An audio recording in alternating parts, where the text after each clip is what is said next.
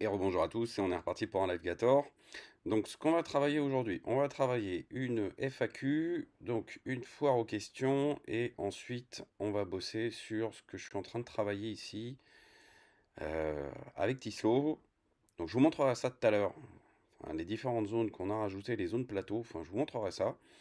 Mais on va commencer par la FAQ, on va cleaner un peu sur les dessins, hop, et on va reprendre un graphe brut.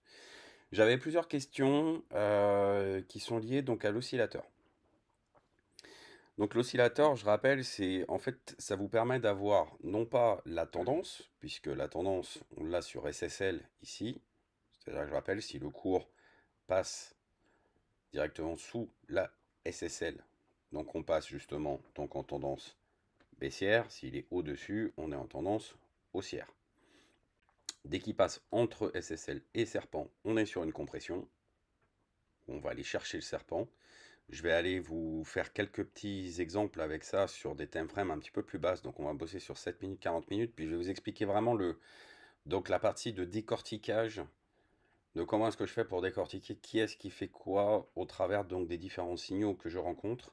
Et on va travailler l'oscillateur derrière justement avec ça. L'objectif, ça va être que vous compreniez ce qui se passe derrière l'écran. C'est-à-dire que c'est pas uniquement le signal, mais ce qui se passe derrière. Donc c'est ça que l'on va travailler en fait. Hello. Bon, pareil, hein, je répète, hein, enfin, si vous avez donc des questions, vous pouvez les poser sur le chat si vous avez envie d'intervenir.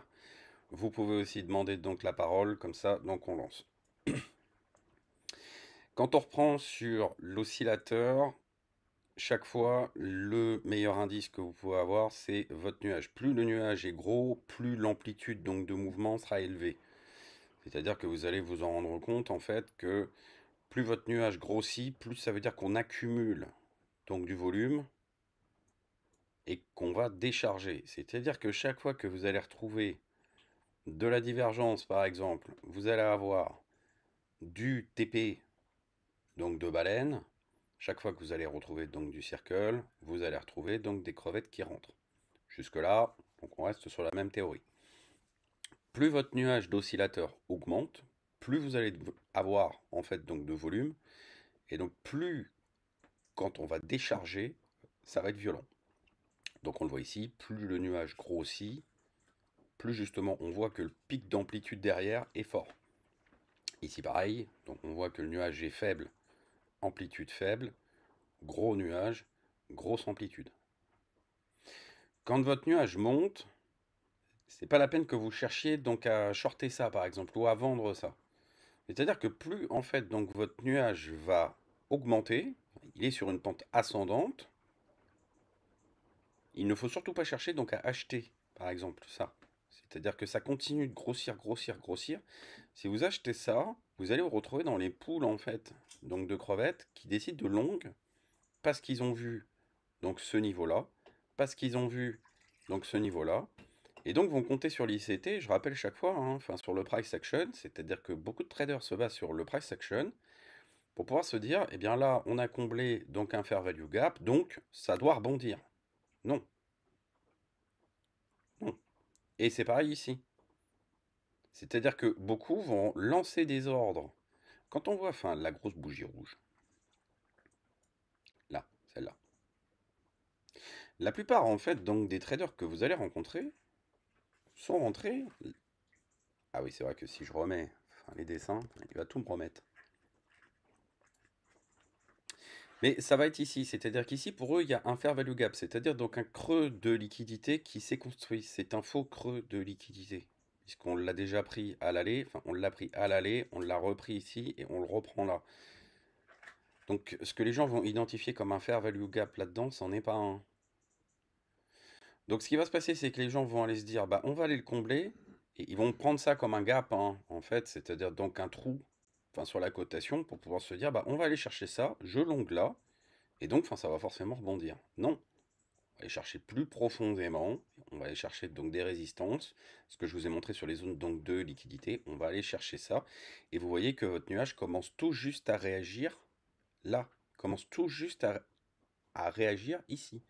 Donc votre nuage se stabilise, enfin il est plat. On reprend à nouveau donc un nuage qui est ascendant, plateau, Et ensuite, vous avez la div, hyperwave inverse, hyperwave, delta qui lâche, entrée sous pattern 14, et on va aller chercher justement donc notre serpent.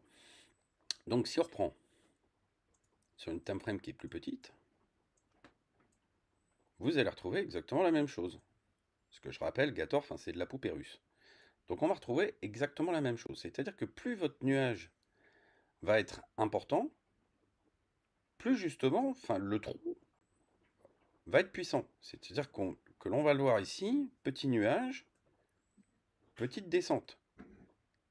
On aurait eu donc une divergence qui aurait appuyé ici avec Circle, on serait parti chercher donc la partie serpent. C'est-à-dire qu'on aurait fait break, on va aller chercher le serpent, on compresse, et on va tenter de dumper.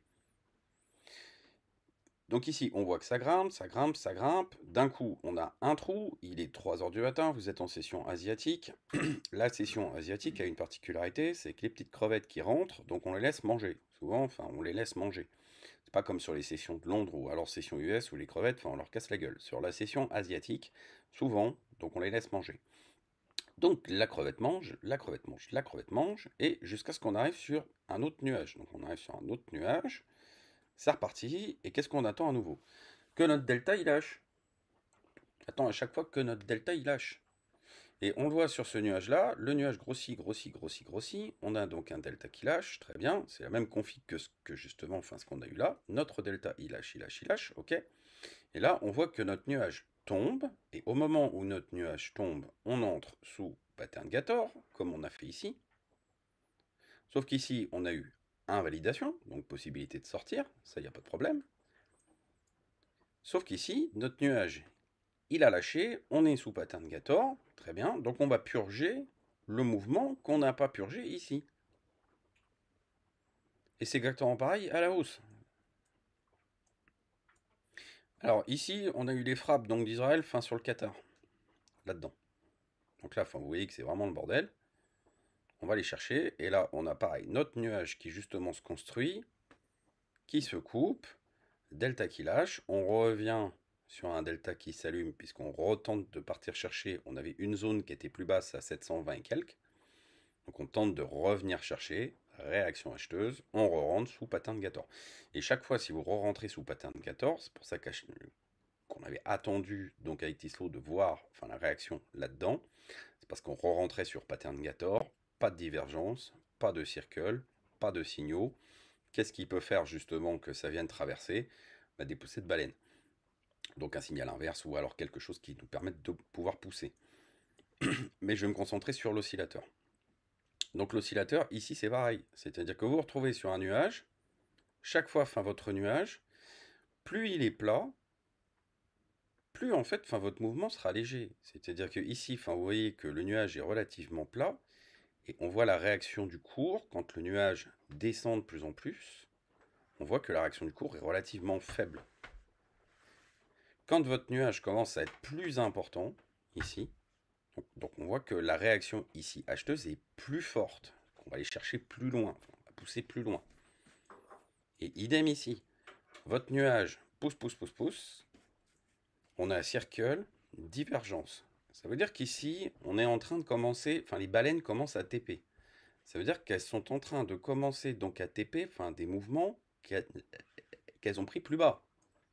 Donc là-dedans, c'est-à-dire que les mouvements d'achat qu'elles ont pris par là, donc elles vont commencer donc à les TP. Ici, on voit div, donc elles commencent à TP ça. Et ensuite, on va se décaler et on voit de nouveau circle, circle, donc les crevettes chaque fois. Donc les crevettes se font dégommer, puisque là on est sur session de Londres. Donc session de Londres, donc les crevettes se font dégommer. On attaque l'open, le pré-open ici. Crevettes se refont dégommer. TP de baleine, on voit la réaction sur la liquidité. C'est-à-dire ce dump là. Voilà. Pullback. Et sur la réplique, on voit que notre nuage continue de descendre, descendre, descendre, descendre, descendre. Ça veut dire que notre mouvement acheteur s'essouffle de plus en plus. Et donc chaque réplique sera l'occasion justement de pouvoir avoir un nouveau mouvement impactant vendeur. Alors vous pouvez vous baser sur plusieurs choses. Vous pouvez vous baser sur des réactions c'est un peu comme pour les arrows. C'est-à-dire que vous avez une arrow inverse ici par exemple. Cet arrow inverse vous donne en fait quasiment le top. Donc hyperwave inverse, arrow inverse, vous voyez que c'est la dernière poussée. On part sur une distribution, circle donc de crevettes acheteuses, dernière poussée sur l'hyperwave, et on a nos dernières poussées de capitaux. Et donc chaque fois que vous allez retrouver donc une hyperwave bull ici, ça va être des acheteurs qui vont tenter de repousser le cours pour pouvoir pousser plus haut. Et en fait, vous voyez que chaque fois sur ces hyperwave bull, quand vous êtes sur un mouvement qui va breaker, on a la dernière réaction acheteuse, on va travailler, reprendre donc de la liquidité, retenter donc de pousser, le delta lâche, et là définitivement, donc on part, c'est-à-dire que chaque fois qu'en fait votre delta va lâcher, là on est sous pattern Gator, on va aller chercher donc notre serpent, et comme on a eu déjà donc du TP de baleine sous div, plus circle, ça veut dire que là vous avez à la fois les TP de baleine, plus donc les crevettes donc en short, qui insistent dessus. Donc ça veut dire qu'on va aller breaker le serpent. L'objectif c'est d'aller breaker le serpent. Chaque fois que vous avez circle plus div, c'est ce que je vous avais dit sur une précédente vidéo, quand vous avez circle plus div, on va tenter de venir breaker justement cette zone là donc de serpent, et on va tenter de partir creuser plus profondément. Et on va commencer à avoir derrière donc des réactions inverses. TP ici, du moins div bull, ça veut dire qu'on a soit donc du TP de baleine, donc de short ce coup-ci, soit une entrée. Et on va avoir donc de la crevette derrière. Crevette, réaction, crevette, dernier spike. Et on voit que notre nuage commence à se construire. Crevette en short, très bien, crevette en short. Ça veut dire qu'on va aller rechercher justement une zone serpent. Ici, c'est ce que je vous avais dit à chaque fois.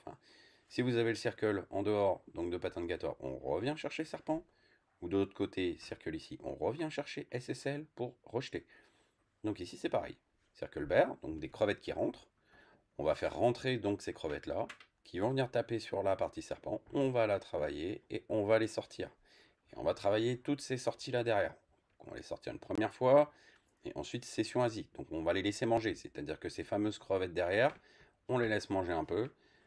On les mange derrière, on les prévient avant, mais on les mange derrière, on repart chercher à nouveau, et on a justement ce type de mouvements qui justement vont se répéter sur la session asiatique ici. Mais si on reprend sur session US, session de Londres, c'est toujours pareil. Vous avez donc vos nuages. Votre nuage, quand il est montant, ça veut dire que pour le moment, vous aurez de la réaction acheteuse qui va se mettre en place. Plus votre nuage descend, plus ça veut dire qu'on est proche d'une résolution. Donc ici, pareil, plus votre nuage descend, plus on est proche d'une résolution. Vous pouvez avoir donc des petits mouvements en style on va pumper, reprendre donc de la liquidité, pump. Ici, pareil.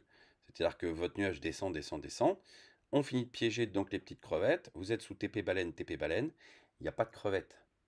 Donc il n'y a pas de shorter. Ça veut dire que c'est que du TP. Donc on va aller chercher le serpent.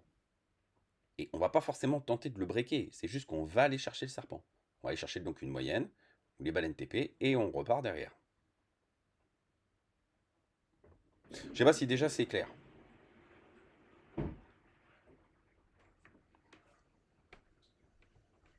C'est vrai que j'ai beaucoup de questions là-dessus sur l'oscillateur. Savoir si justement déjà cette partie-là, elle est claire pour vous. Donc nuage d'oscillateur, plus il est ascendant, plus justement, on va continuer donc à creuser sur le cours. Et plus il est descendant, plus vous approchez justement donc d'une résolution. Plus le nuage est gros, plus la violence de ce mouvement-là sera importante. Et ensuite, c'est d'identifier tous les différents mouvements. Ça veut dire, si vous avez donc une div, baleine, circle, crevette. Voilà, c'est vraiment ça. Il faut que vous identifiez ça. Div, baleine, circle, crevette. Et ensuite, vous avez pattern Gator, compression, et jusqu'où on va tenter d'aller. Donc chaque fois que vous allez voir de la div, ce sont des TP.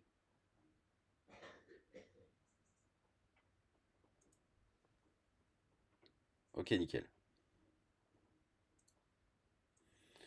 On a aussi des effets de FOMO, hein, toujours. Hein. Vous devez faire gaffe avec ça. On le voit là, par exemple. On a justement donc notre nuage qui continue de caracoler, caracoler, caracoler. Il descend. Qu'est-ce qu'on attend? On attend que notre delta il lâche. Chaque fois, hein, je vous répète toujours les mêmes choses. Hein. On attend que notre delta il lâche. Dès que notre delta lâche, ça veut dire qu'on entre sous pattern Gator. Donc on valide le fait que notre pattern Gator est OK. Et là, on va compter sur justement donc un mouvement qui nous fera descendre normalement jusqu'au serpent.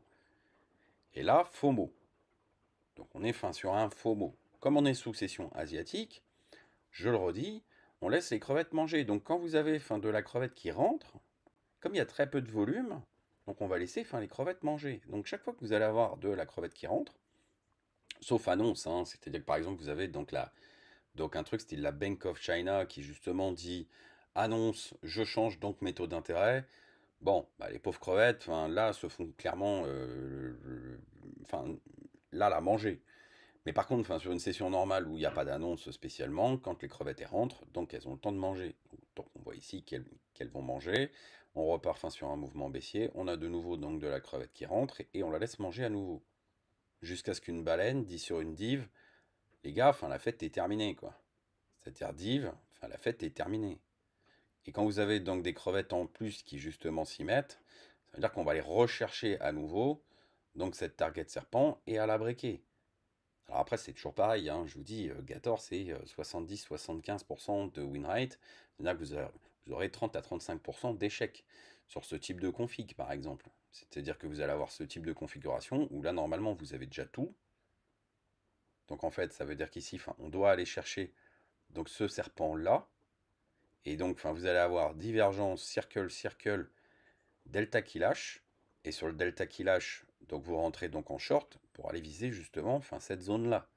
Et on ne l'atteint pas, on va descendre, demi-tour toute derrière, on est reparti, et il faudra attendre donc les annonces économiques américaines pour qu'on ait une prise de liquidité qui va aller chercher l'ancien serpent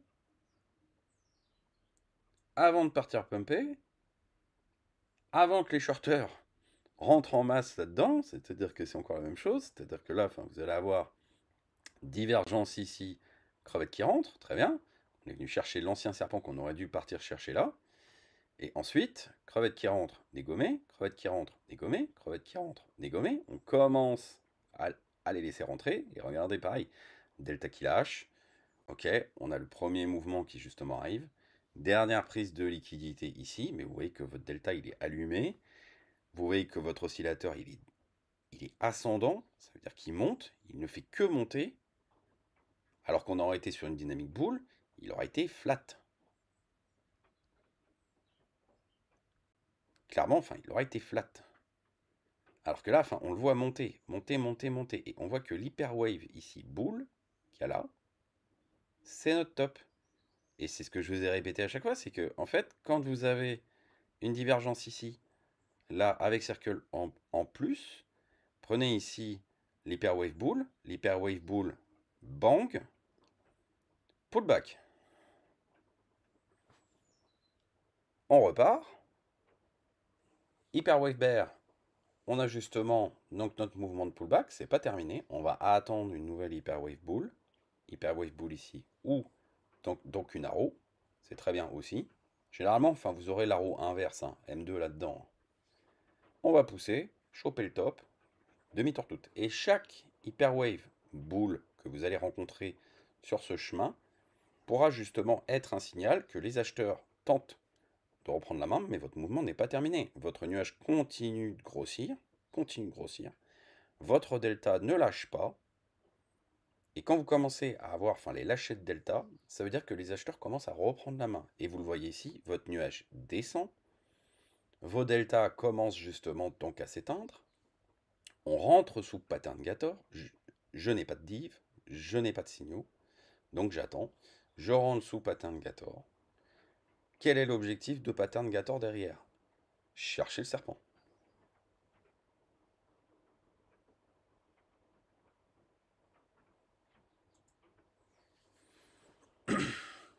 Le lapin, il arrive. Alors les répliques d'une divergence, c'est relativement simple. C'est en fait ce qu'il faut comprendre, c'est que les baleines, comme les acteurs, ne rentrent pas en une fois. Donc ils vont rentrer en plusieurs fois. C'est-à-dire que ce qui va se passer, c'est qu'un acteur comme une baleine par exemple, ne va pas décharger son cours en une fois, elle va le décharger donc en plusieurs fois. Par exemple, quand elle va TP, je vais remettre fin sur les dessins. Je sais. Tac. Yes. Bon, on y verra quand même clair, ça va être bien. Quand on va avoir donc une divergence, on a donc nos baleines qui vont TP. Donc elles vont prendre un premier TP là. Et ensuite, elles vont re-TP chaque fois sur des répliques. C'est-à-dire qu'en fait, ce qui va se passer, c'est que chaque fois que vous allez avoir, en fait, donc une hyper wave bear, c'est la réplique. Ça veut dire, en fait, c'est la deuxième charge. Et la deuxième charge, enfin, vous l'avez sur le dip, ici. Donc, première charge vendeuse, deuxième charge vendeuse, troisième charge vendeuse. Et on va attaquer la dernière charge vendeuse ici. Voilà. Donc il faut bien comprendre qu'en fait, la baleine va vendre en plusieurs fois. C'est-à-dire que ce qu'elle a accumulé sur toute la montée, donc elle va le vendre en plusieurs fois.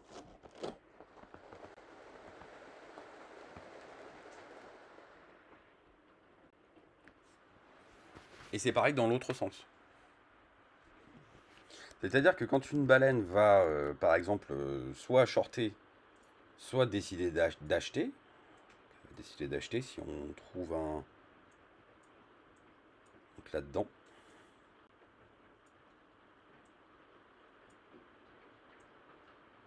Quand une baleine décide d'acheter, donc elle va le faire aussi en plusieurs fois. Première sauce ici. Là. Deuxième sauce. Donc vous le voyez, vous, en fait, vous allez vous baser sur ce qui est inverse. C'est-à-dire qu'en fait, là où ça va pousser, elle va mettre une deuxième sauce. Là. Donc on voit chaque fois hein, que le cours réagit extrêmement violemment puisqu'il y a beaucoup d'ordres qui rentrent. C'est-à-dire que la baleine va rentrer. Enfin, les baleines ici. Donc, elles vont rentrer donc une première fois ici. Réaction violente donc du cours. Elles vont re-rentrer donc une deuxième fois. Et on va voir qu'à chaque fois que vous allez vous retrouver face à ce genre de choses, elles vont repousser à nouveau. Donc elles vont réaccumuler de l'ordre. On a les premières qui décident ensuite donc de TP, pareil. Divergence. Il y en a qui ont TP là. Ce qu'elles ont acheté là, donc elles vont décider de le TP là. Peur, peut-être justement le fait qu'elles aient des news qui ne soient pas spécialement les bonnes, enfin ce genre de choses. Vous avez donc des baleines qui peuvent prendre peur, ou alors qui étaient déjà donc en position depuis déjà encore avant. Vous pouvez très bien se retrouver là-dedans. C'est-à-dire que c'est des baleines qui ont très bien pu acheter là. Ou même avant. Là-dedans.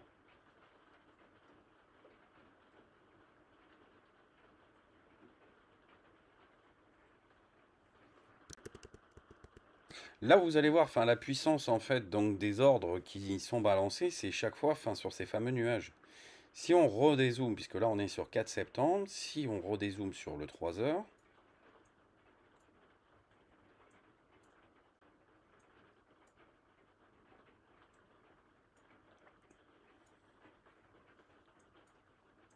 on voit l'accumulation là-dedans. Une fois là-dedans, deuxième fois là-dedans. Et clairement, les fonds sont toujours les mêmes, hein. C'est-à-dire que ils ont peur comme vous, ils ont donc des taux de risque comme vous, ils ont les mêmes probabilités justement pour pouvoir se dire statistiquement combien donc on a de chances de pouvoir gagner ou alors perdre. Donc ils ont les mêmes émotions que vous.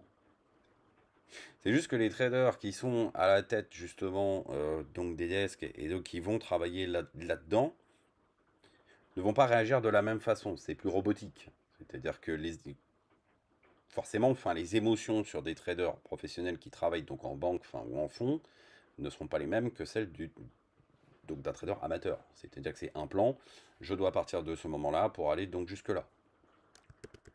Et nous, ce qu'on va regarder, c'est justement, c'est là où on va attaquer ce qu'on est en train de bosser avec Tislo. Je vous ai montré déjà les zones standards.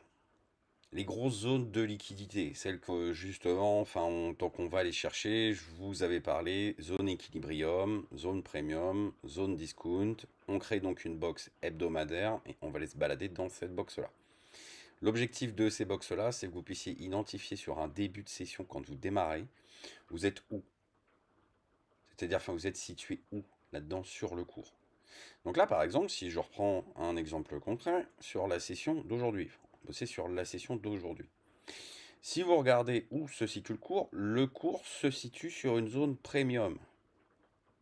C'est-à-dire que cette zone de liquidité rouge là que vous avez là, c'est une zone premium, qui est aussi une zone discount de la dernière zone que l'on a tracée. Donc ça veut dire que là, on est en train de travailler, donc une sorte de no man's land ici, et on est en train de travailler à l'intérieur de la zone discount de cette zone bleue. Donc ça veut dire que si je reprends, j'ai cassé donc ma zone premium, clairement ma zone de vente. Je tente de casser ma zone discount de dernière box. Et j'ai déjà cassé ma zone discount ici de box bleue. Donc là, je suis dans une zone où la première optique, c'est d'aller chercher un équilibrium, puisque je dois chaque fois partir chercher une zone d'équilibre, une zone de neutralité. Les acteurs recherchent systématiquement des zones de neutralité de prix. Je suis acheteur, je suis d'accord avec toi vendeur, vendeur, je suis d'accord avec toi acheteur. Donc ils vont chercher ça. Donc ce sont des zones de plateau, une sorte de zone de range, où en fait le cours va travailler pour pouvoir savoir si acteur acheteur et acteur vendeur sont d'accord sur la zone. Donc, premier réflexe, chercher la zone d'équilibre. Donc, chercher l'équilibrium de cette box bleue. Ou rejet sur cette zone premium et sur cette zone discount, et on retourne sur une zone d'équilibrium. Donc cette zone intermédiaire de 23 775. Donc 23 775 ou 23 donc 978. Voilà. Faut que vous pensiez chaque fois donc en termes de qu'est-ce que cherchent les acteurs. Les market makers doivent trouver donc des équilibres de prix. Si le marché est déséquilibré, alors il y a anomalie, alors il y a problème. Les market makers vont chercher à rééquilibrer systématiquement le marché. On est d'accord, on est d'accord. On n'est pas d'accord, on va aller chercher donc une zone suivante. Très bien. Ce qu'on va introduire, nous, ce sont les zones privilégiées de TP. C'est-à-dire que quand une baleine va souhaiter rentrer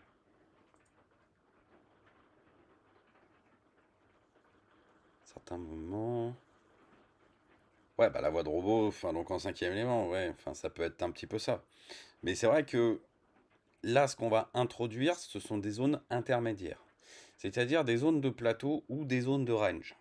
Alors, ces zones, on les trace comment? On a travaillé avec Tislo sur les moyennes. Vous allez partir dans l'onglet qui a juste en haut, sur les bougies, style de barre, et vous rentrez donc les Kenashi. Les Kenashi, ce sont des bougies de moyenne. Et les baleines aiment bien les moyennes. Elles adorent les moyennes. Et en fait, vous allez voir que en maintenant donc votre BADJ ici, vos zones vont changer. Puisqu'on change donc de moyenne, donc on change le calcul. C'est-à-dire que les zones de moyenne de prix de nos bandes de liquidité changent automatiquement, puisque nos moyennes donc de bougies changent. Donc on va changer de Fibonacci. Donc je rappelle, ces zones-là sont des Fibonacci dynamiques. Et ce qu'on va aller chercher, c'est où est-ce que les baleines décident de s'arrêter. Et elles sont particulièrement friandes de ça quand on va taper sur des clôtures. C'est-à-dire tout ce qui va concerner soit donc des clôtures US, et où on va voir que par exemple ici le cours va aller chercher cette zone des Kenashi, donc une zone d'équilibre, et où en fait les acteurs vont systématiquement partir chercher ces zones d'équilibre. Des zones de prise de liquidité, en fait. Donc à partir du moment où ils vont rentrer en long ou en short ou TP justement sur des zones, on va prêter attention à ces zones d'équilibre. Je vais vous montrer sur ici, par exemple, quand on a travaillé donc avec Tislo, ici, ici, et même sur les zones précédentes. Donc on va zoomer sur du 40 minutes, et on va travailler sur ces zones-là. Et en fait, vous allez remarquer un petit peu le comportement du cours sur ces Ekenashi. C'est là où on est entre deux zones. Chaque fois, je vous avais répété, systématiquement sur M40, quand vous avez du circle, c'est une zone de range. On va attaquer du range. On va attaquer des zones plateaux. Donc ça veut dire que systématiquement, quand on va chercher ça, on va attaquer des zones plateaux. Qu'est-ce qu'on va chercher à attraper sur ces zones plateaux? Des équilibres. Oui, oui, hein, il y aura le replay. De toute façon, à chaque fois, vous avez systématiquement tous les replays live. Hein. Puis je vous montrerai, il y a même toute une playlist Gator. Et en fait, chaque fois, quand vous allez déclencher donc du circle, ici, c'est ce que justement, je vous avais expliqué chaque fois, sur les lives. Quand vous déclenchez circle, ça veut dire que vous êtes en train de déclencher un range. C'est-à-dire que les baleines vont très probablement commencer à TP ou à injecter des fonds sur les crevettes. Donc ici, on a des shorteurs qui rentrent. Tac, divergence. Donc divergence, je rappelle, TP de baleine. Donc TP de baleine, donc on va aller chercher donc la zone de liquidité. Ce qu'elles sont en train de décharger. Quand je n'ai pas de divergence, circle, plateau, je n'ai pas encore de TP de baleine. C'est comme ici, c'est-à-dire que plateau, je n'ai pas encore de TP de baleine. Là, TP de baleine. Donc je vais aller chercher donc la liquidité sud. Donc je vais aller chercher les zones de liquidité habituelles. Première zone, deuxième zone, troisième zone. À quoi correspond ma zone? À quoi correspond ma zone? Ah, surprise! C'est mon équilibrium. Et à chaque fois, systématiquement, je vous répète le truc, cherchez quelles sont les zones d'équilibre. Quelles sont les zones d'équilibre? Donc, on va aller chercher le plateau. On va aller chercher le plateau. Et c'est là que nos baleines commencent à réagir. C'est-à-dire qu'elles vont réagir. Chaque fois, Mathie va vous dire accumulation, manipulation, distribution. Accumulation, manipulation, et on va commencer à distribuer. Mais on est là-dedans sur des phases de manipulation, distribution. Manipulation, distribution. Là, pareil. Donc, manipulation, puis accélération ce coup-ci. Et on va re-TP et on va retrouver à nouveau donc nos TP de baleine là-dedans. Tac, TP de baleine. On a tapé quoi? Donc une Ekenashi. Ça, c'est la session d'hier, soir. On est venu chercher ces zones donc de plateau. On tape dessus, les baleines distribuent dessus. Si je zoome encore, et on va les voir. On va voir nos copines baleines. Tac. Où est-ce qu'elles distribuent? Ici. On va aller chercher donc cette zone-là. Distribution. Là, donc elles vont avoir une accumulation ici. Mais on est chaque fois sur des trucs de distrib. Ici, donc elle TP. Quel TP où? Sur les Kenashi. Ici, donc elle TP, elle TP où? Sur la zone de liquidité. Les zones vous permettent de déterminer où est-ce que justement les baleines peuvent potentiellement TP. Vous allez retrouver la même chose si on remonte un tout petit peu donc en arrière. Non, normalement sur la zone rouge, ça va être exactement la même. Ici, tac. Là. Là. TP. Et on est pixel, hein. On est pixel, on est donc au point près. Hein. Point près, si je reprends, on est pareil. Là, on est presque donc au point près. Puis, en fait, vous voyez, hein, ça pump, ça pump, ça pump, pingé, on le prend, on le ravale, on va aller distribuer et on continue de distribuer. Ça repart, On fait donc un plateau. Si je dézoome, j'ai du circle sur M7. J'ai du circle sur M40. Je fais donc un plateau. Je vais finir donc ma distribution pour aller chercher ma grosse zone donc de liquidité ce coup-ci. Je distribue. Et hop, et je repars sur une AQ. Je redistribue. Et à chaque fois, vous allez jouer sur ce type de cycle-là. Alors, pourquoi... c'est quoi ces zones plateaux? Bah justement, c'est-à-dire que ce sont ces fameuses zones des Kenashi, c'est-à-dire que ce sont des moyennes. Et en fait, ces moyennes permettent d'identifier que le cours s'arrête pas au milieu de nulle part. C'est-à-dire que ce qu'il faut comprendre, c'est pourquoi est-ce que à ce moment précis, quand je viens taper les Kenashi, pourquoi j'ai un TP de baleine? J'ai un TP de baleine là-dedans. J'ai un TP de baleine là-dedans. J'ai des répliques et donc j'ai des nouveaux TP pour aller distribuer. J'ai de la réplique et je redistribue. Ça vous permet de timer le moment le plus probable où les baleines TP. Donc ça veut dire que si vous décidez de rentrer en longue, pour X raison, vous avez donc votre signal. Par exemple là-dedans. Vous voyez ça, et hop, vous vous dites, ah bah, j'ai mon delta qui monte, ok. Si vous décidez de rentrer en longue là-dedans, et donc de vous dire, j'ai mes R, j'ai passé donc ma zone de liquidité ici. Donc, selon ta logique, mon stop loss, je dois le positionner où? Bah, normalement, sur la jambe haussière. J'ai eu ici, donc une jambe haussière, je travaille la zone, j'ai une dernière jambe, je pump. Où est-ce que je vais positionner donc mon stop loss? Bah, sous ma dernière jambe haussière. Ok, très bien. Donc je rentre là. Quel est l'objectif R? Bah, la prochaine zone de liquidité, là-haut. Voilà, là on est bien. Ouais, bah, on est très bien, ouais. Mais qu'est-ce qui va m'empêcher justement de me dire que ça va pumper donc jusque-là? C'est parce que je sais que si je rentre ici en longue, la première zone de TP probable, reste à chaque fois, ce sont des probabilités, hein. Probable, elle est là. Qu'est-ce que je vais attendre justement là-dessus? Bah, je vais attendre qu'on s'arrache, c'est-à-dire qu'on fasse un break, et qu'on tente l'arrachement haussier. Pour aller jusqu'où? Bah, jusqu'à la prochaine zone. Chaque fois, ce sont des zones de TP. Donc, ça veut dire qu'ici, je tente l'arrachement. Pullback, je rebondis sur SSL, très bien. Je tente l'arrachement. Très bien. Qu'est-ce que je fais normalement? Un pullback. C'est-à-dire que logiquement, cette div bearish aurait dû s'arrêter là-dedans. Donc j'ai ma zone plus ma SSL pour aller tenter l'arrachement aussi ici. En fait, ça vous permet d'avoir des zones intermédiaires qui vous permettent aussi de savoir si le cours continue de partir ou pas. En fait, il y a de ça aussi.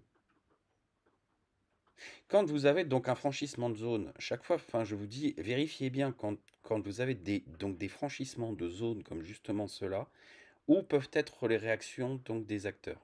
Et donc, à terme, le cours ira chercher ça. Mais à terme, là, on est en 7 minutes. Les baleines réfléchissent donc en daily ou en 4 heures. Mais leurs 4 heures, c'est leur scalping, quoi. Nous, sur du 7 minutes là-dedans, donc on a zoomé là-dedans. Donc l'objectif, c'est l'arrachement haussier, pullback. Mais à partir du moment où ça lâche, vous avez divergence, delta qui lâche, nuage qui commence donc à descendre, vous voyez que vous êtes sur une zone Ekenashi de TP de baleine. Donc ça veut dire que vous pouvez lâcher le morceau pour pouvoir vous dire je lâche, je sors. Et seulement si mon delta reprend, ça veut dire que j'aurais eu par exemple delta qui reprend ici, qui se rallume, et je rebreak cette zone-là, là, je re-rentre. C'est comme une zone. En fait, c'est comme une zone. Quand vous partez prendre un trade, ici, je décide de prendre donc une position longue là-dedans. C'est-à-dire que je me dis delta rallume, ça break, c'est en train de s'invalider. Je prends donc une position longue là-dedans. Où se situe donc mon TP et où se situe mon stop loss? Mon stop loss va se situer sous la jambe haussière, sous la deuxième jambe haussière. Première jambe haussière, j'y vais. Deuxième jambe haussière, je vais positionner mon stop sous ma jambe haussière. Puisque normalement, si je reviens visiter ça, ça veut dire que j'invalide donc mon mouvement. Très bien. Quelles sont mes zones de TP privilégiées? Mes zones de TP privilégiées, c'est la zone principale ici. Et l'objectif, c'est l'arrachement haussier. C'est encore une fois la même chose. Mon objectif, c'est mon arrachement haussier. Pour aller jusqu'où? Bah, prochaine zone, c'est mon Nekenashi. Ici. Ok? Nouvelle zone, si je fais donc un arrachement haussier, bah, j'ai une nouvelle zone de TP ici. Puis une nouvelle zone de TP là. En fait, ça vous donne des zones intermédiaires en même temps de réflexion. Peut-être qu'une baleine va décharger sur votre tronche sur l'une de ces zones-là. D'ailleurs, ce qu'elle a très bien fait ici. Là. Donc elle a déchargé tout ce qu'elle pouvait. Et vous voyez qu'à chaque fois, on ne reprend pas ce niveau. On ne le reprend pas. On tente de remonter. Mais on ne le reprend pas. Chose qui n'est pas le cas plus loin. Si vous allez plus loin, ici, ce qu'on a pris sur du paper, justement, donc avec Tislo, là-dedans, ce qu'on a pris. Ici, quand votre delta rallume, div bear. Ok, ça veut dire qu'on va retenter, les baleines repartent sur du TP, justement sur cette zone-là. Réaction, clôture qui va, clôture session, en fait, US, et on a rebondi sur le serpent de M2, et on est reparti justement chercher la nouvelle Ekenashi, puis donc la nouvelle target. Ce sont des zones plateaux, c'est-à-dire que ce sont des zones privilégiées où vous allez voir que les baleines vont TP dessus. Si on remonte en arrière, c'est exactement pareil. Les arrêts de session, pareil, sur le lundi, là par exemple, le cours va relativement régulièrement. C'était sur quelle session qu'on a eu ça encore? Ici pareil. Donc je vous montrais justement l'anomalie qu'il y avait là. Comme quoi, on n'était pas parti chercher justement ça. Vous tapez pixel sur une zone d'Ekenashi. Et on rebondit. Et même chose hier, quand j'avais pris justement ici, 725 pixels. Je viens aller taper cette zone d'Ekenashi, j'ai une réaction immédiate. Hop. En fait, ça va être des zones privilégiées. Clairement, ça va être des zones privilégiées. Ça veut dire que si vous lancez donc un short par exemple là-dedans, vos zones privilégiées de réaction vont être que tant que le nuage monte, ça va. Mais vous pouvez avoir donc une réaction violente là-dedans. Quel est l'objectif sur ce type de zone? Je parlais donc avec Saviem donc du lapin Gator. Puisque Saviem avait monté justement la notion de lapin Gator sur zone. C'est-à-dire, je touche une zone, je viens aller toucher donc une zone. Je la tape, je ravale, je rebondis. Et en fait, à chaque zone, je vais avoir des réactions sur les zones. Et donc, je peux me permettre de prendre donc un scalp sur des réactions de zone. Je peux me permettre de prendre des scalps sur des réactions de zone. Et donc, quand vous avez ce type de configuration, par exemple, ici, donc on voit bien là, hein, c'est-à-dire que là, les mouvements sont tellement violents qu'on va traverser la zone, on va ravaler, on va remonter d'un coup, on est presque en train de créer carrément des gaps, tellement les mouvements sont justement violents. Donc sur le 5 septembre, si je remonte en 2 minutes, on va les trouver donc en zoomé. Et en fait, c'est là où je vous dis que on a un lapin Gator boosté donc aux hormones. 2 septembre, le dump. Et regardez. Regardez, regardez, regardez. Hop. Je dump. Je viens aller chercher. Quelle est la première zone que je viens aller prendre ici? Je viens aller chercher les Kenashi. J'ai une réaction sur les Kenashi. Et regardez. J'ai une hyperwave bear qui montre ici mon bottom là. Là, j'ai mon bottom. Ce bottom provoque une réaction violente acheteuse. Oui, mais R, c'est pas haussier ton truc. Non, ça ne l'est pas. Quelle est la réaction qu'on attend du cours sur ce type de configuration? Vous avez deux choses. Soit vous avez donc un circle, et dans ces cas-là, la violence donc du mouvement va tenter de reprendre ces zones-là. SSL, serpent. Si vous avez une divergence, ça va être encore plus emmerdant parce que généralement le cours va tenter de traverser donc la SSL, commencer à aller chercher de la liquidité sur votre serpent, travailler le serpent, créer un M pour pouvoir dumper. Ok? Je n'ai rien de tout ça. J'ai juste un pauvre nuage ici et donc un momentum qui me dit ah merde, enfin le delta là il est complètement donc en surchauffe, enfin je fais quoi? Alors qu'est-ce que j'attends normalement? J'attends un rejet. Donc ça veut dire que si je me sers du lapin gâteau, je me dis je tape les Kenashi. Comme je tape les Kenashi, je tape une moyenne de prix. Je tape une moyenne mobile en fait, quasiment, enfin c'est quasiment ça. Je tape une moyenne donc de prix. Donc j'estime très probable qu'il y ait donc une réaction acheteuse là-dessus. Je n'ai pas de mouvement qui me permettent de confirmer que c'est acheteur, donc je n'irai pas rechercher ma zone ici, puisque enfin, j'ai déjà travaillé. Par contre, je peux très bien partir chercher donc ma SSL ou mon serpent. Donc, je peux me permettre de lancer mon lapin, ici, avec le gâteur qui lui court derrière, pour aller me dire, bah, je vais aller viser donc la SSL. Ok, très bien. Ce que je ne dois pas dépasser, je ne dois pas dépasser ma zone de liquidité qui est juste en dessous. C'est-à-dire que si le cours me fait un truc tout bête, hein, pareil, hein, enfin vous pensez toujours donc aux conséquences. Hein. Je lance un long ici. Si le cours fait ça, tac, tac, bah, il va partir dumper direct. Donc vous voulez pas finir là-dedans. En fait, enfin vous voulez pas finir là-dedans. Là, on est en train de créer donc un bull trap. Donc ça veut dire que au choix, soit vous prenez donc le mouvement de rebond, et vous pouvez même prendre les deux. C'est-à-dire que vous pouvez prendre à la fois le mouvement de rebond, s'il y a quand même un 30 points là-dedans, donc à partir prendre, ok. Et vous pouvez prendre ensuite bah, le mouvement qui va aller donc à l'inverse. Qu'est-ce qui peut vous permettre de pouvoir valider que la zone potentiellement ne tiendrait pas? Vous avez toujours donc votre delta. Et pour le moment, enfin, vous n'avez pas de TP de la part donc de baleines. Le premier TP de la part donc des baleines, enfin, il arrive ici. Là. Là. Et ouais, commence à TP donc leur short. Là.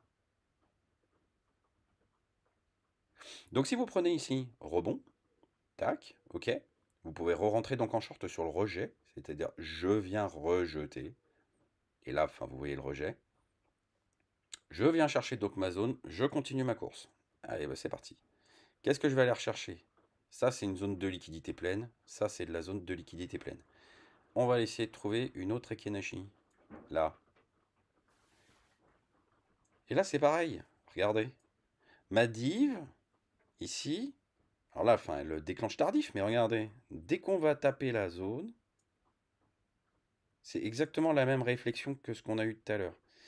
Je viens taper, qu'est-ce que je vise? Je viens taper, je vise la SSL, je vise le rejet. Comme le mouvement que j'ai eu plus haut. Ça peut vous permettre de re-rentrer par exemple sur des mouvements. Donc ça peut être celui-là. Ça peut être si vous avez donc une div qui justement se montre peu avant. Gaffe, warning. Parce que je rappelle, div, TP baleine. Qu'est-ce que vont viser justement les baleines? Style par exemple. Ici. On a donc une div, elle est là. Là. Et j'ai un circle qui justement se montre là. Quel est le scénario que je vais privilégier?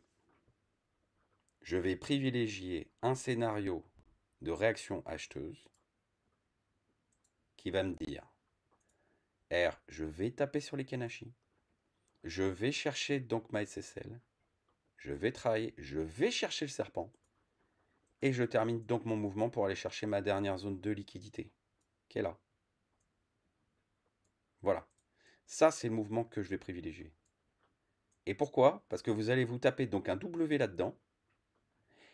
Tous les acheteurs vont aller rentrer comme des barbares pour les se dire c'est bon les gars, fin c'est la fin. Ça va taper le serpent, rebondir, terminé, finito. Et on a fini ce fameux mouvement d'aller chercher notre dernière zone de liquidité, ici. Ce que je vous explique en fait, c'est que ces zones intermédiaires sont des zones de plateau que vous pouvez soit TP, soit jouer sur rebond. Ça veut dire que vous pouvez jouer l'accélération, donc le rebond qu'il y a dedans. Ça veut dire que vous pouvez sortir carrément donc de votre position de short par exemple. Rentrer donc en long, choper le mouvement avec donc le FOMO et en même temps vous dire, eh bien, R, si j'ai divergence plus circle ici, dès que je vais commencer à breaker pattern gator, eh ben ok, enfin je rentre en longue, tac, je me cale, donc un long, je m'arrête où? Bah, clairement, enfin je m'arrête serpent ou un peu avant, hein. Enfin moi je prends pas de risque, hein. C'est en fait, enfin je vais prendre 30 points, 40 points, et hop, ciao quoi, je me barre, hein. C'est en fait, enfin je prends 30, 40 et je me casse. C'est justement, c'est terminé. Et une fois que j'ai fait ça, j'attends ce rejet pour aller me dire quelle est la prochaine étape. La prochaine étape, c'est que je retravaille ça. C'est que je rebreak. C'est-à-dire que c'est comme plus haut. C'est en fait l'objectif pour moi derrière, c'est que j'aille. Alors enlève-moi ça, enlève-moi ça, enlève-moi ça. Merde.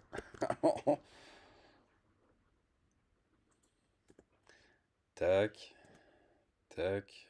Parce que si je fais supprimer dessin, ça va carrément tout me dégager. Mais en fait, c'est comme la zone d'Ekenashi précédente qu'on a vue. C'est dès qu'on repart breaker cette zone, enfin vous voyez bien que là, c'est relativement mortel. C'est-à-dire que vous avez delta plein, on est en train de repartir fin sur un nuage qui repart à la hausse, et on est en train de breaker. Aïe aïe aïe. Donc votre Ekenashi, enfin, il a rebreaké, donc la fête est terminée. C'est-à-dire que le mouvement acheteur qu'il y a là, il est fini. Où sont positionnés donc les stop loss des acteurs? Où sont positionnés leurs stops? Et on le voit ici. C'est en fait, enfin, leurs stops sont positionnés là-dedans. Et il y a des acheteurs qui vont se positionner ici pour se dire, les gars, quel est le pattern qui est très très utilisé par les scalpers? Le double bottom. Ils adorent les doubles bottom. Bottom, double bottom. Ravalement, réaction acheteuse, et vous voyez que la bougie suivante, elle est légèrement décalée. Pourquoi? Parce que vous avez plein d'acheteurs qui sont rentrés là. Vous avez plein d'acheteurs qui sont rentrés là. Alors que vous voyez que votre nuage reprend. Enfin, votre oscillateur reprend. Dump. On vient casser le lot. Donc on est en train de prendre toute leur liquidité. Réaction de la plupart des traders amateurs. Merde, j'ai posé donc mon stop. Trop. Je re-rentre. Ça ravale. Marteau. Je re-rentre. Cinglé. Mais vous, c'est votre signal pour pouvoir short. Vous avez rebreaké les Kenashi, vous avez breaké le lot. Quelle est la situation qui peut annuler ça? Où est-ce que là-dessus je positionne donc mon stop par exemple? Je pars en short là-dedans. Où est-ce que je positionne mon foutu stop? Je rentre là. Mon stop va être positionné au-dessus de les Kenashi. Pourquoi? Parce que si je reviens chercher sur cette zone-là, vous avez cette bougie-là là, qui est propre, celle-là. Vous pouvez très bien vous dire, ok, c'est une bougie de doji, c'est une bougie qui est positionnée là. C'est pour ça que je vous dis, enfin, l'analyse des bougies, faites vraiment gaffe, parce que souvent les gens ils se disent, ouais, c'est bon, là j'ai les bons signaux, j'y vais. Ouais, pause, pause, pause. Enfin, l'analyse donc des bougies, enfin, ne vous signifie juste que justement, enfin, ça va bouger, enfin, ça ravale. Les acheteurs-vendeurs, voilà comment donc ils se comportent. Mais c'est plus pratique qu'une courbe. Si vous montez pour pouvoir vous dire, enfin, je me donne directement donc de la marge. Je monte là par exemple. Tac. Je suis au-dessus de mon Ekenashi et je vais viser justement donc mon short. Quelle est mon invalidation? Bah, qu'on reparte au-dessus de l'Ekenashi pour former les W qu'affectionne Nasdaq, c'est-à-dire cela. J'y vais, je prends de la liquidité, j'ai terminé ici et je repars. Ça, Nasdaq, il aime bien. Sauf que vous avez l'indice avec ça, c'est-à-dire que votre nuage ici commence à grossir.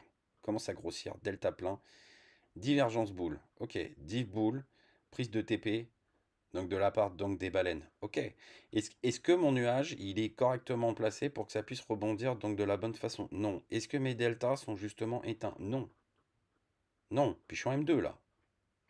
Donc c'est-à-dire que ça va continuer donc à dumper. Jusqu'où? Bah, jusqu'à la prochaine zone de liquidité. C'est là en fait où vous les repérez. Et c'est pareil si on reprend une autre Ekenashi. On va en trouver une. Tac. Là. Alors celle-là m'a bien fait suer. Parce qu'elle n'a pas tapé. Celle-là m'a bien fait suer.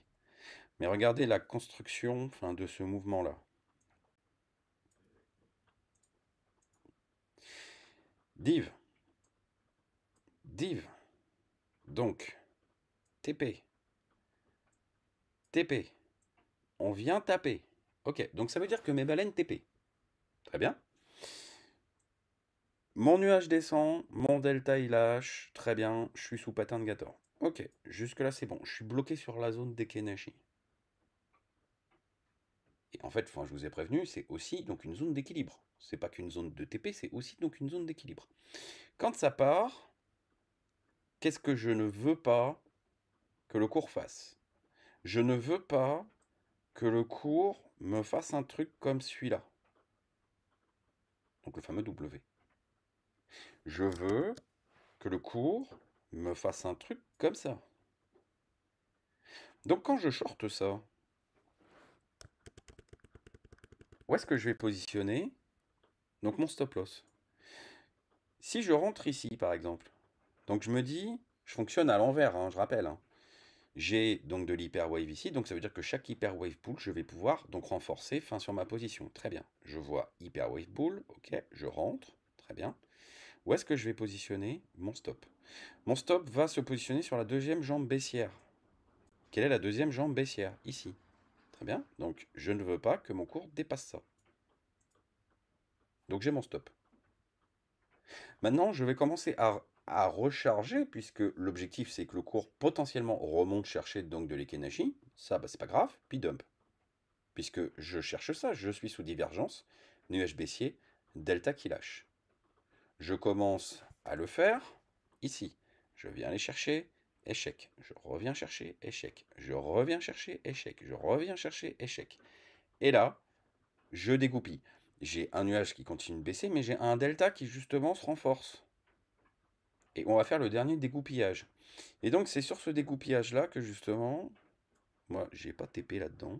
C'est-à-dire qu'une fois que j'ai vu ça, les trucs crevettes là, ça m'a pas plu parce que, je rappelle, quand vous avez donc une crevette hors pattern Gator, qu'est-ce qu'on va chercher? Tu as raison, tu as tort. Tu as raison, tu as tort. Rejet de SSL, c'est ça qu'on cherche. Et donc moi, le trade que j'avais là-dedans, c'était ça. Ici, qu'est-ce que je vais viser? Les Kenashi suivantes, c'est un scalp. Donc je vais viser les Kenashi suivantes. Qu'est-ce que je ne veux pas que le cours me fasse?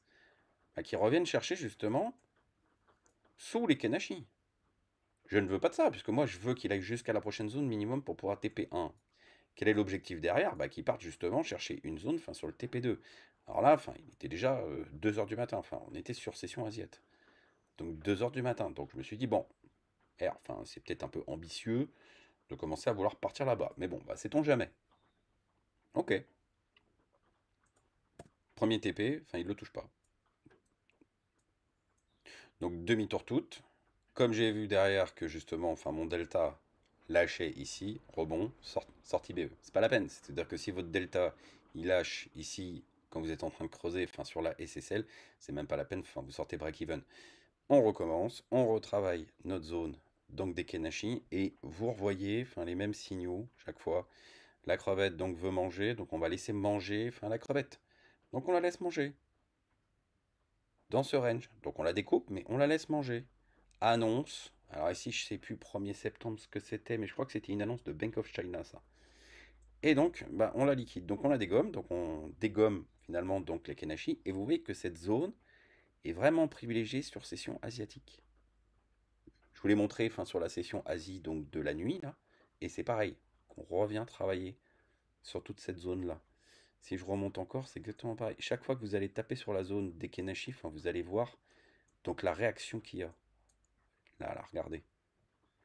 Je viens taper sur ma zone des Kenashi. J'ai une réaction violente ici.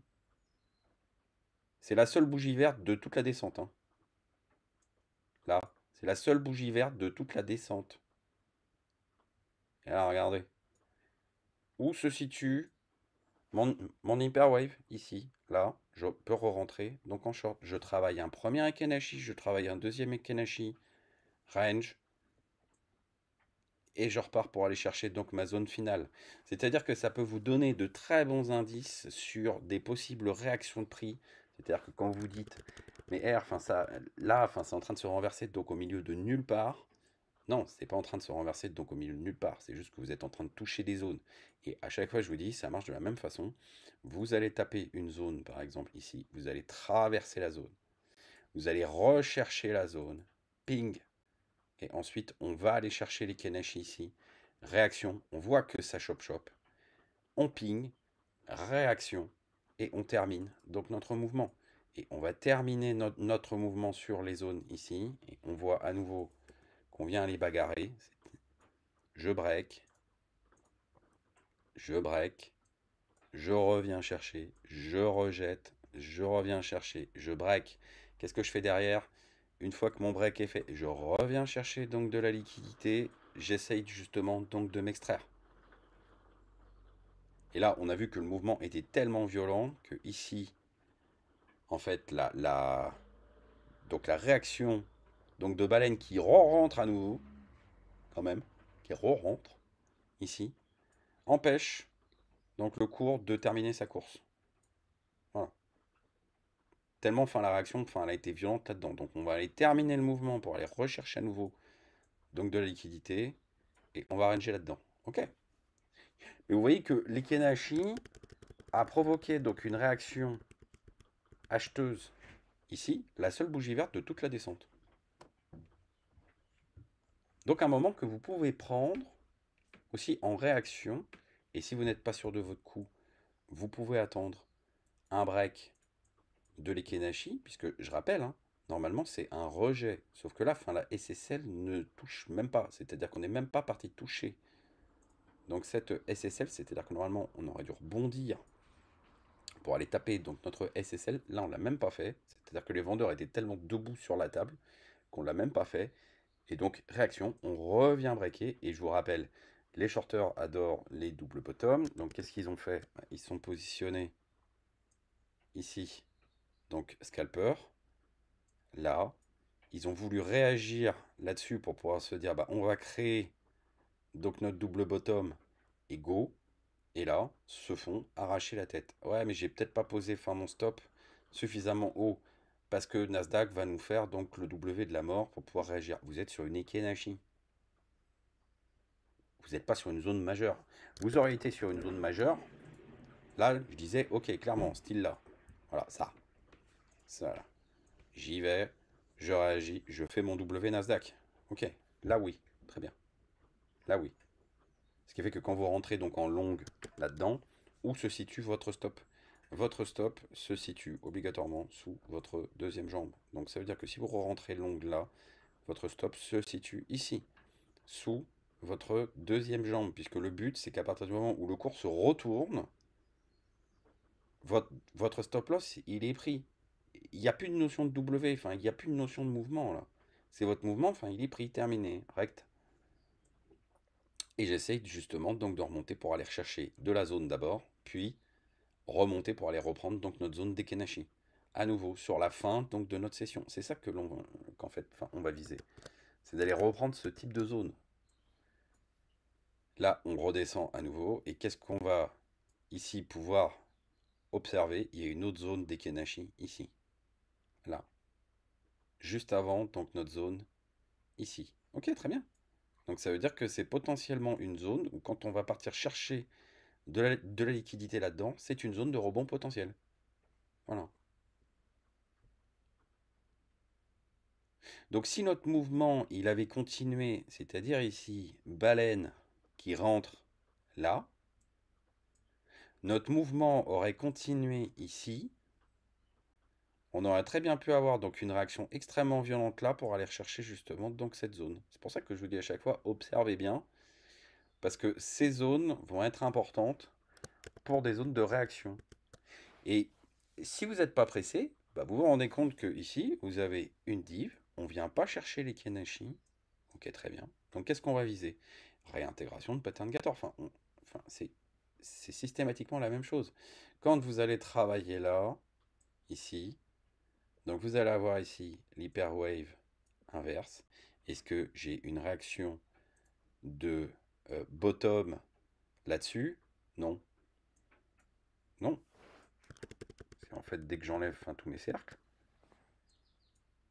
est-ce que j'ai une réaction de bottom là-dedans? Malheureusement, non. Bah, c'est pas loin, hein. Puisqu'on voit qu'ici, si je rentrais donc en long, par exemple, là-dedans, je n'ai pas de deuxième jambe. Donc, je suis en train de compter sur un V-bottom, en fait. C'est-à-dire qu'en gros, je suis clairement en train de compter sur un V-bottom. Ça veut dire qu'ici, j'ai mon doji, je pump, je fais ça, je fais une extraction haussière. Là, je vais juste aller chercher légèrement plus bas. Ça veut dire que ici, je vais rejeter. Je vais aller chercher légèrement plus bas pour aller créer ma deuxième jambe. Et là, bah, si vous voulez rentrer, c'est à nouveau la même chose. C'est-à-dire que soit vous vous basez sur la sauce que vont balancer donc les baleines avec delta qui lâche. Et donc, bah, dans ces cas-là, break ici, donc de la zone. Je break, je pull back, je pump. Ou alors, vous allez attendre justement donc une réaction donc de bottom pour pouvoir justement rentrer pour pouvoir prolonger donc ce mouvement aussi. Vous avez plusieurs techniques chaque fois, hein. C'est-à-dire que vous avez plusieurs techniques d'entrée-sortie. On les développera progressivement, mais vous avez tellement de techniques. Gator, c'est un couteau suisse, hein. Vous pouvez l'utiliser de plein de façons différentes, en swing, donc en scalping, en intraday, sur des réactions de baleine, sur des réactions de réplique, sur des réactions de zone, sur des réactions de momentum, sur des réactions de pattern Gator. Vous avez énormément de choix. Et donc par rapport à ce que vous allez souhaiter, en fait, euh, privilégier comme type de confort dans votre trading. C'est vraiment ça. C'est avec quel type de setup vous êtes le plus confortable. C'est pour ça que je vous donne pas mal d'outils, pas mal de pistes. Et ensuite, vous vous concentrez sur une ou deux façons de faire et terminer. Ça va être votre marque. Par exemple, Saviem, c'est justement, l'apagator, je réagis sur zone. Parce que les zones sont généralement des zones de fort volume. Je réagis sur zone, j'attends que ça ravale. Ça vient aller breaker, j'attends que la bougie justement ravale, clôture, je rentre. Je prends toute la réaction de zone. Très bien. Là, je gagne facilement 30, peut-être 40 points sur des mouvements violents. J'arrive à gratter directement sur ce type de configuration. Donc là, c'est pour ça que ça vient, mais je t'ai dit, bon, ça va te plaire, puisque ton lapin, il a encore plus de zones. Parce que là, il a carrément de l'Ekenashi où il peut réagir directement sur la zone. Il va taper dessus, réagir dessus. Tu peux re-rentrer donc en short derrière sur le break. Tu vois? Et je peux reprendre comme ça, justement, donc des dizaines d'exemples. Sur les réactions des Kenashi. Ici, on l'a avec, hein. Pareil, hein. C'est assez, justement, frappant où vous allez avoir de la div, les baleines TP, je vais aller chercher un autre Ekenashi, et l'objectif c'est d'aller chercher derrière ma zone finale. J'ai à nouveau de l'Ekenashi, je réagis à nouveau dessus. Cette fois-ci, les scalpers réussissent à créer leur double bottom, on les voit rentrer, divergence derrière, delta qui lâche, et là ce coup-ci, ça réagit. Mais ça arrive une fois sur 40. Et là pareil, ça ping pixel, réaction. Et on repart chercher justement cette zone-là. Voilà. Donc c'est relativement violent. C'est-à-dire que c'est relativement violent. Suivant si vous avez donc de la divergence, donc du circle et des réactions majeures, c'est par ici. Hein. Circle, circle, circle. Vous voyez que justement, les acheteurs s'empilent. Et en fait, sur la réaction de zone ici, vous avez donc une réaction épidermique là-dedans. Des vendeurs qui tentent donc de se positionner. TP baleine sur zone majeure. TP baleine sur zone majeure. Bon, là généralement, là, on a l'annonce et hop go. Hein. Voilà, c'est pareil ici. Vous avez TP baleine sur justement donc zone majeure plus circle. Qu'est-ce qu'on va viser? Et à nouveau, circle, divergence, delta qui lâche, pattern Gator, nuage qui justement descend. On va chercher à breaker le serpent pour aller chercher nos zones. C'est tout le temps la même chose. Donc là, vous avez nuage qui descend, delta qui lâche, circle plus divergence. Donc vous avez les shorteurs qui s'associent donc aux baleines pour pouvoir shorter ce truc-là. Votre serpent a très peu de chances de tenir. Il a très peu de chances de tenir. Par contre, vous avez remarqué que l'Ekenashi vous donne la zone de piège. Pourquoi? Parce que des shorteurs, ce qu'ils vont faire, et c'est pareil, mettez-vous à la place des acteurs. Qu'est-ce qu'ils vont voir, eux, là-dedans? Ça dump, ça dump, ça dump, ça dump. Ouais, mais R, ça dump, ça dump. Ok. Qu'est-ce qu'ils vont viser? Bah, on va breaker ça, les gars. Il y a là, quoi. Qu'est-ce que vont viser, enfin, les shorters? Ils vont rentrer comme des barbares là-dedans pour aller viser quoi? Le break. Parce qu'ils se basent à chaque fois sur les highs et les lows. Pas sur les zones. Sur les highs et les lows. Comment la baleine les a justement pulvérisés ici? Là. Et hop, demi-tour toute. Donc on va squeezer tous les vendeurs. Donc on les sort donc du train. On va vider le train. Et justement, souvenez-vous de ce que je vous ai dit. Qu'est-ce qu'aime donc le cours? Bah, les patterns. Et là, on dessine un beau M. Là, on a la petite prise, là, ici, donc avec l'annonce, qui devait être donc une belle, justement, un truc à la Trump, jusqu'à 22 heures. Donc un truc à la Trump, et hop, banzai, et go. Ou alors, fin des résultats, style Nvidia. Là, le 27 août, c'était peut-être un truc, justement, donc de ce genre-là, style, justement, donc des résultats économiques. Et donc, bang. Voilà. Et là, ouais, ça marche. Mais à chaque fois, posez-vous les bonnes questions quand vous faites donc des analyses ou même quand vous backtestez derrière. Regardez bien ce qui se passe. Quand vous avez ce type de configuration, circle, plus div, plus delta killage, plus nuage, ici par exemple, sur un truc de ce genre-là, moi je vise, je rentre là-dedans par exemple en long, mais mon TP il est là. Il est là. Parce que je n'ai qu'une div. C'est-à-dire que j'ai pas de crevette là-dedans. Enfin, j'ai qu'une div. Donc ce que je me dis, c'est que mon TP, si je rentre là, en fait, il va être là. Parce que pour la moindre raison, je peux avoir donc un mouvement violent qui fasse que je revienne chercher donc ma SSL, je range là-dedans et je pars faire demi-tour. Ça, je ne le sais pas d'avance. Je ne le sais pas d'avance, ça. Qu'on va potentiellement partir chercher justement cette zone-là de liquidité. Enfin, j'en sais rien. C'est uniquement quand les crevettes vont commencer donc à s'exciter que là, je vais pouvoir me dire, ok, crevette, boule qui rentre sur nuage, bear, descendant, delta qui a lâché. Qu'est-ce qu'on va leur faire subir avant? Ben, on va leur faire subir qu'on va aller chercher justement donc le serpent d'abord. Hop, donc on va les sortir. Ensuite, on va leur donner raison. Et moi, ce que je vais viser, c'est le rejet de SSL pour pouvoir dumper. Là, pas de bol, c'est parti de l'autre sens. Ça finira sur un SL, ça. Voilà. Et ensuite, on aura réaction ici de crevettes. Donc on va les laisser faire, puisque généralement, ça veut dire qu'on va faire une dernière poussée sur la deuxième zone de liquidité pour les sortir.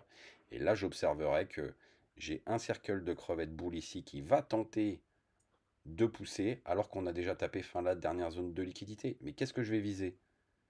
Bah, un scalp. Ici, serpent.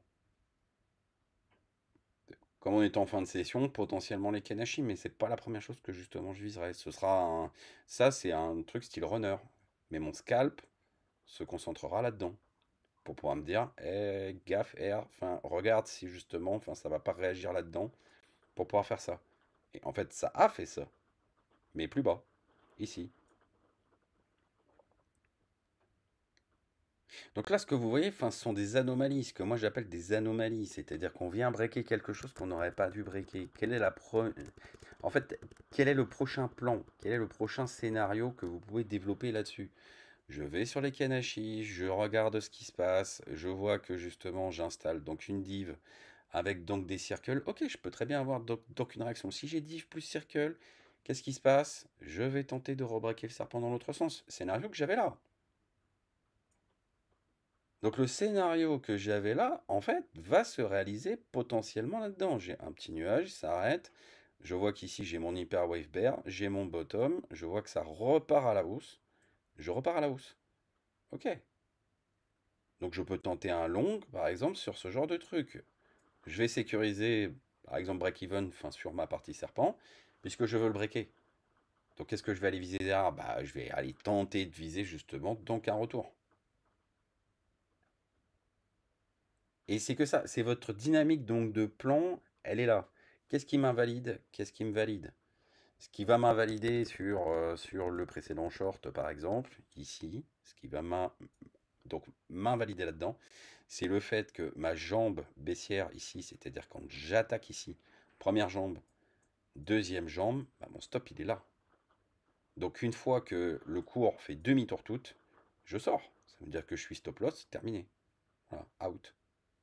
Qu'est-ce qui va se passer derrière? Bah, j'en sais rien. Enfin, je rentre pas donc en longue là-dedans. Enfin, j'avais prévu de shorter. Donc ça veut dire que ça m'invalide mon plan. Est-ce que pour autant je suis haussier?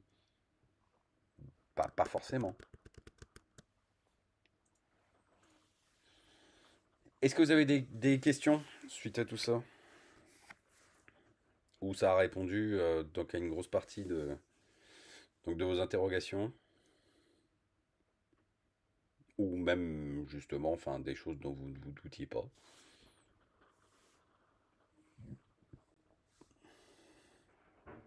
Bon, là, je pense que ça vient, mais tu vas être content là. Je viens de stuffer ton lapin là. Eh ouais, le petit mouchi mouchi, ouais. Donc forêt lapin celui-là.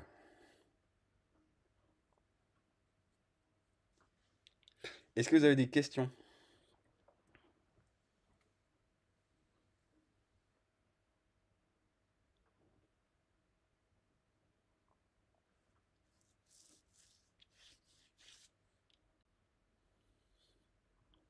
C'est pas dans un indicateur. Tu vas dans style de barre. Moi, je bosse sur bougie creuse. Mais en fait, tu vas sur style de barre et Kenashi. Terminé. Enfin, t'as pas besoin de rajouter l'indicateur en fait. C'est là où justement je vous dis que c'est pratique, c'est qu'en fait, vous n'avez même pas besoin. Donc de le rajouter, c'est juste un clic sur vos bougies. Voilà. Et hop, je repasse sur bougie creuse. Et Kenashi, bougie creuse. Voilà.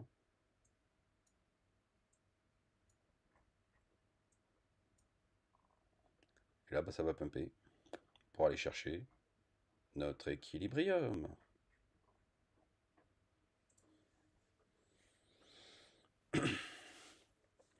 Est-ce que c'est bon pour vous? Mais oui, c'est dans les styles, hein. Donc, ça n'est pas un indicateur en plus. C'est juste de modifier le style donc de la bougie. Enfin, le style de barre. Donc c'est vachement pratique parce qu'en fait, tu peux passer d'un style de barre à l'autre. Tu rajoutes juste tes zones d'Ekenashi, tu pars. Et sur BTC, ça marche pareil, hein. Voilà. Sauf que sur BTC, la particularité, et donc on en reparlera quand je vous referai donc un live BTC sur la semaine prochaine. Donc on reparlera de ça. Sur où est-ce qu'on en est déjà, enfin sur les barres, mais normalement vous avez le BADJ qui est enlevé. Et en fait, sur les Kenashi, pour la pertinence des zones, il faut le remettre. Ça veut dire qu'il faut le mettre et mettre les Kenashi. Et là, justement, donc la pertinence de vos zones est bonne, puisqu'on va taper pile poil sur justement donc des zones de liquidité qui s'arrêtent, par exemple ici. Donc on va taper ça. Voilà. Donc en fait, c'est là où vous allez pouvoir voir en fait qu'il y a des zones d'Ekenashi qui justement traversent ça. C'est-à-dire que ça va traverser directement, puis ça va arriver là. C'est-à-dire que l'on va bosser des zones ici du vendredi 15h, et le vendredi 15h sur votre zone d'Ekenashi, bah, elle va traverser, puis elle va arriver là-dedans. Et votre deuxième zone, justement, donc d'Ekenashi derrière, bah, elle va être justement plus bas, puis elle va confirmer. Ça va être en fait la zone, enfin, si je les trace derrière, hein, enfin, je vous les retracerai. Mais en fait, sur 15 heures, et on va arriver pile poil fin sur le bottom qui va taper sous la zone d'équilibre. On va taper directement donc un bottom d'Ekenashi, pump, on reprend donc de la liquidité sur l'équilibrium, pump. Voilà. Donc ça va compléter en fait enfin, votre vision du cours. Pourquoi les baleines justement, enfin pourquoi est-ce que ça dump d'un coup pour aller pumper, pumper, pumper? Pourquoi est-ce enfin en fait c'est pourquoi la liquidité réagit là et pas ailleurs?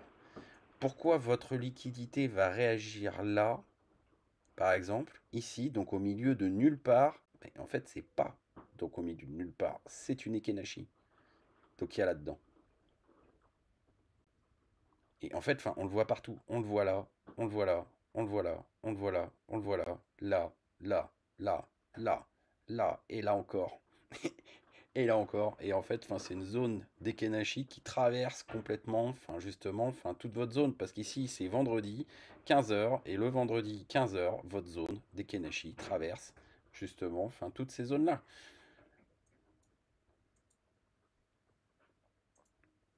Donc, on retravaillera ça, mais sur BTC, puis sur Ether, justement, pour pouvoir reprendre. Non, bah, c'est comme les zones de liquidité standard, faut que tu les traces. C'est à toi de reprendre enfin, les vendredis 15 h, puis tu complètes tes zones. Ce que je vous conseille de faire, c'est pour identifier enfin, les Ekenashi, c'est que quasiment toutes vos zones sont sous... Alors, les miennes sont sous 3 points, pour être suffisamment épaisses. Et ensuite, les zones d'Ekenashi, pour moi, je les ai mis sous 1 point. Voilà. Donc, j'ai mis 1 point pour mes zones d'Ekenashi, 3 points pour mes zones majeures. Ce qui fait que je sais ce qu'est une zone donc d'Ekenashi, puis quand on la tape, donc la réaction possible. Et une zone majeure derrière, que l'on va venir travailler. Voilà. Donc vous allez encore devoir bosser. Mais voilà, enfin, c'est justement pertinent, c'est l'évolution qu'on a trouvée donc avec Tislo. Samedi, de toute façon, on en discute ensemble pour pouvoir tirer vraiment le bilan de tout ce qu'on a fait avec ça, donc sur ces zones-là. Pour le moment, c'est vraiment percutant. Donc on va finaliser ça sur un taux de réussite sur les rebonds, déjà. Quel est le taux de réussite donc des rebonds? Quand est-ce que ça s'invalide? Et pour pouvoir finaliser ça véritablement, proprement. Mais déjà, enfin, dans un premier temps, ça peut être des zones qui peuvent notamment donc vous aider quand vous êtes donc en pleine session et que ça fait demi-tour donc au milieu de rien, puis que vous vous dites, bah merde, je comprends pas. Au lieu de partir taper fin ma zone, j'ai fait demi-tour alors qu'il n'y avait rien. Non, c'est juste que vous étiez en train de retravailler donc une zone de moyenne. C'est uniquement ça. Que vous pouvez prendre comme une sorte d'équilibrium en fait. C'est comme un sous-équilibrium. Voilà. En fait, enfin, si vous vous posez donc la question, c'est un sous-équilibrium. C'est bon pour vous? Donc semaine prochaine, enfin, on bosse BTC avec ça, ETH. On va travailler vraiment enfin, sur la partie crypto pour que vous ayez comme ça Nasdaq d'un bord, crypto de l'autre, que vous puissiez avoir enfin, les deux cordes justement donc à vos arcs. Ce qu'on va faire aussi semaine prochaine, si ça vous intéresse, c'est qu'on verra ensemble quel est votre style donc de trading. Si vous êtes plutôt sur de l'intraday, si vous êtes plutôt sur du scalping, si vous êtes plutôt sur du swing, pour que je puisse voir avec vous quels peuvent être les styles justement qui peuvent être les plus intéressants pour vous et en même temps qu'on puisse travailler enfin, sur vos difficultés parce que là je parle mais il faut qu'on puisse aussi travailler sur vos difficultés. Vous êtes sur justement donc un live où vous êtes tous académiciens là sur le live. Donc l'objectif, ça va être de travailler vraiment sur vos difficultés pour pouvoir justement qu'on puisse avancer. Je vous rappelle que vous pouvez prendre rendez-vous avec moi aussi pour un vocal, pour pouvoir avancer. C'est-à-dire que si vous êtes sur une partie qui est déjà assez avancée, donc sur Serpengator, c'est-à-dire que vous avez déjà pas mal poncé, vous reprenez directement donc en académicien. Moi, généralement, ce que je fais, c'est 30 à 40 minutes donc de vocal, une première fois, vous bossez, on se refait un deuxième vocal de 30 à 40 minutes derrière pour pouvoir confirmer justement donc vos savoirs. C'est-à-dire que je ne fais pas 1 heure donc en mode monologue. Je préfère vous prendre plusieurs fois, 30, 40 minutes, 45 minutes. Donc je vous prends une première fois et ensuite je vous prends une deuxième fois parce que vous aurez plein de nouvelles questions, vous aurez plein de nouveaux trucs qui vont arriver puisque vous allez commencer à pratiquer vraiment. Et donc vous aurez d'autres questions qui vont venir et donc ça va vous permettre d'avoir l'occasion de me ressolliciter pour donc un vocal académicien. Donc pensez bien à ça. Allez, bah sur ce, bah, bonne après-midi et ciao ciao.